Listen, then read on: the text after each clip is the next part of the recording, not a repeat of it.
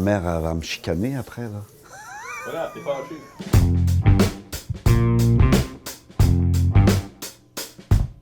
Le top 100 des meilleurs restaurants du Canada. C'est quoi cette affaire-là? Il y a plein de cuisiniers qui se lèvent le matin, qui vont faire leur marché, qui achètent des bons petits produits, qui se donnent un mal de chien pour satisfaire les clients. Puis quand ils voient ce résultat-là, qu'il fasse partie de la liste ou pas, je suis certain qu'ils ont un doute. En tout cas, moi, j'en ai un. Pas comme chroniqueur culinaire, mais comme chef aussi également, puisque j'ai fait le métier pendant 25 ans de ma vie, donc je sais de quoi je parle.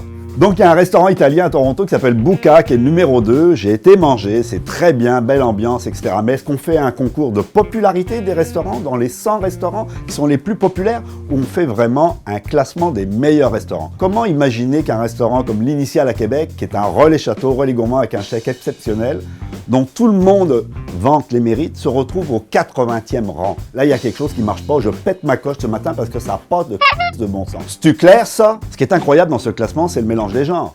Comment comparer une Ferrari avec un truck qui va faire du remorquage? On mélange la haute gastronomie avec des petits bistrots, des trucs très conviviaux, très sympathiques, où on mange très très bien aussi, mais qui n'a rien à voir. En plus, j'ai l'impression que finalement, ça discrédite tous ceux qui sont nommés.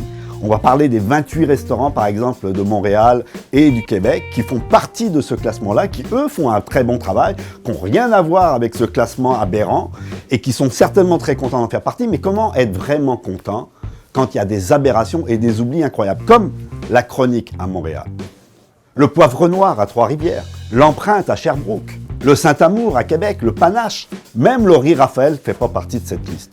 Vous allez me dire quand même que c'est complètement aberrant. Et vous aurez raison.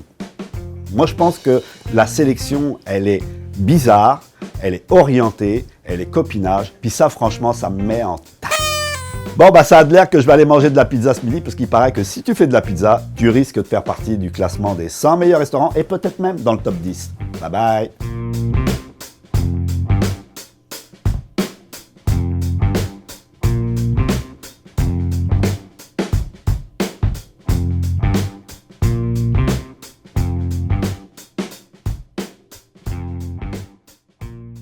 Non, mais Ah oui, fait que la pizza, c'est winner pour c'est ça.